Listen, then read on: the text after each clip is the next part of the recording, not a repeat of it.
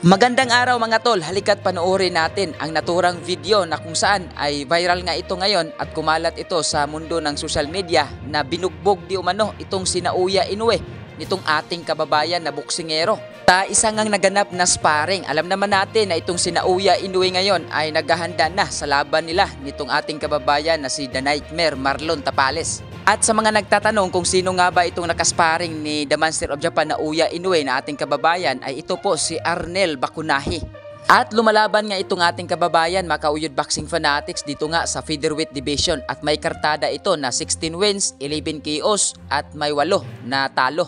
At tinignan nga rin natin ito sa kanyang mga nakaraang laban at makikita natin dito na sunod-sunod ang talo nitong ating kababayan mga kauyod boxing fanatics. So itong mapanood nga natin ngayon mga kauyod boxing fanatics na alam naman natin na itong sina Uya Inoue ay talagang hindi nga nagpapakita ito sa kanyang sparring. So matatawagan natin itong leak video. At sa video na ito ay nag-comment nga itong ating pambato na Quadro Alas, it's my boy. Sabi nga niya dito na easy work. Kailangan pa ba ako magkomento dito? Pag ako nakaharap mo na Uya Inoue, bigyan kita ng magandang laban na hindi mo makakalimutan, promise. So wag na nating patagalin to mga kauyod boxing fanatics, halika't panoorin natin ang naturang video na kung saan ay binugbog nga ba itong sina Uya Inoue. At itong kababayan nga natin na nakasparing ni na Uya Inoue ay itong naka-red. Tapos si Uya Inoue naman ay naka-blue na headgear at white shorts. So panoorin natin mga kauyod boxing fanatics. Yo! Quadro Alas 3-time world champion ng angas ng Pinas, Batang Ormoc, Jonrel Casimiro. Guys, kung bago lang kayo sa YouTube channel na to, Uyod Boxing Fanatics, so ano pa hinintay nyo? Mag-subscribe na! Let's go! Hello.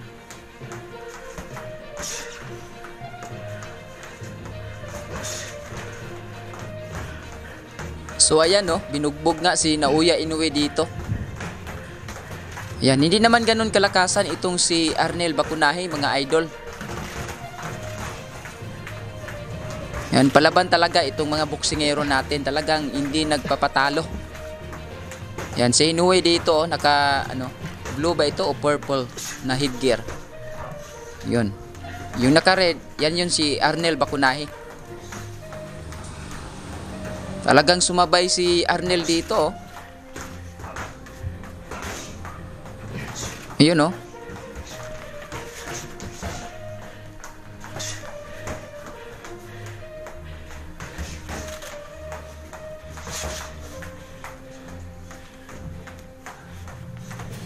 Parang humihingal pa dito yung nagvi-video ah.